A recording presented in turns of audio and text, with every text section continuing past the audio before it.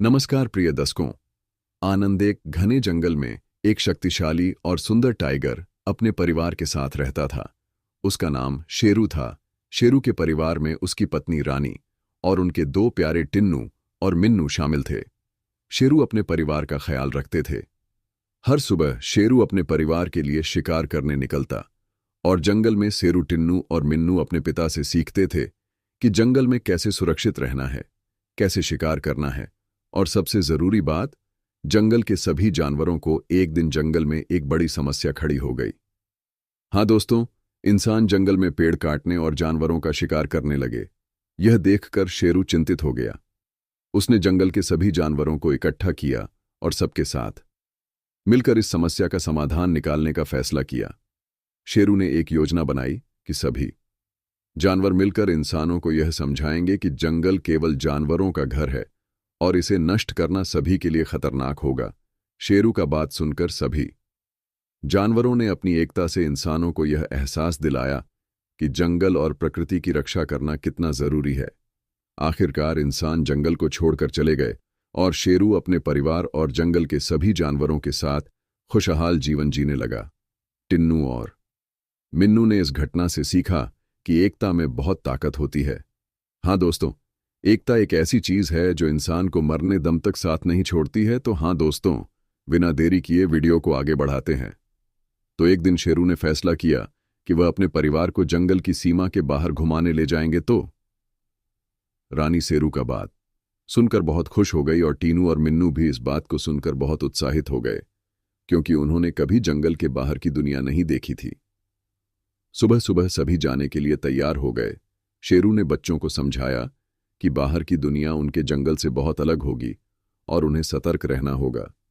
जंगल की सीमा पार करते ही उन्होंने बड़े मैदान देखे, जहां हरे भरे पेड़ों की जगह खुला आसमान और दूर दूर तक फैली घास थी। टिन्नू और मिन्नू ने पहली बार खेतों में काम करते इंसानों को देखा। उन्हें यह सब बहुत नया और अजीब लगा। आगे चलते चलते वे एक छोटे से गांव के पास पहुंच गए। वहां के लोग शेरू और उसके परिवार को देखकर घबरा गए, लेकिन शेरू ने शांत रहकर कोई नुकसान नहीं पहुंचाया। गांव के एक बुजुर्ग ने समझदारी दिखाते हुए उनसे बात करने की कोशिश की। बुजुर्ग ने शेरू से कहा, तुम तो जंगल के राजा हो, तो इंसान की दुनिया में क्या करने आए हो? तभी शेरू और उनकी पत्नी ने सोचा, यह तो बुजुर्ग आदमी है, हम दोनों को एक दूसरे की सीमा का सम्मान करना चाहिए। शेरू ने उसकी बात मानी और बच्चों को भी सिखाया कि हमें दूसरों के घर में शांति बनाए रखनी चाहिए। फिर वह अपने परिवार को वापस जंगल की ओर ले गया। तब शेरू अपने परिवार को वापस लौटते समय रानी ने कहा, यह यात्रा बच्चों के लिए एक सीख थी कि हर जगह के अपने नियम और आदतें होती हैं।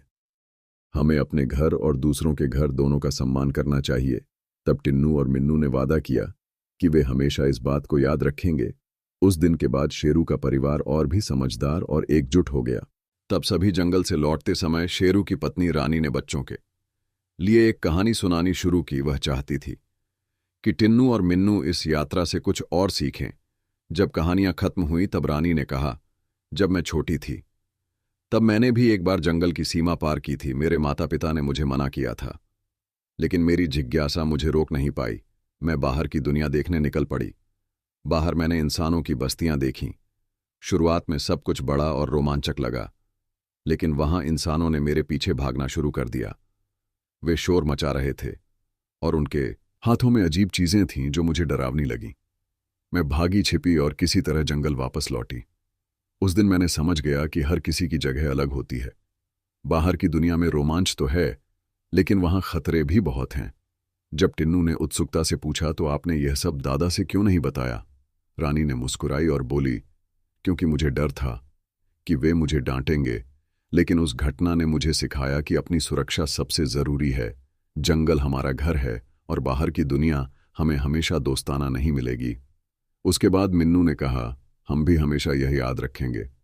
मां, बाहर जाने में कोई बुराई नहीं है, लेकिन हमें अपनी हदों और खतरे का ध्यान रखना चाहिए।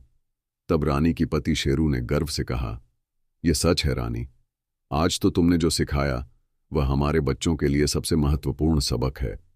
सभी ने उस दिन की यात्रा को यादगार और सीखने का दिन माना। हाँ दोस्तों, हमें इससे यह सीख मिलती है कि अपने सुरक्षा स्वयं करनी चाहिए। हाँ दोस्तों, यह वीडियो को बीच में छोड़ कर जाने की गलतियां नहीं करना, क्योंकि हमें यह कहानी से बहुत महत्वपूर्ण सीख मिलेंगी। हाँ तो दोस्तों, आगे क्या हुआ चलो जानते हैं। तब शेरू और उनके परिवार जंगल की सीमा के पास, जब शेरू अपने परिवार के साथ लौट रहा था, तभी अचानक झाड़ियों से एक खूंखार शेर उनके सामने आ गया। वह बड़ा और डरावना दिखता था। उसकी गरजती आवाज से शेरू की परिवार डर जाती है।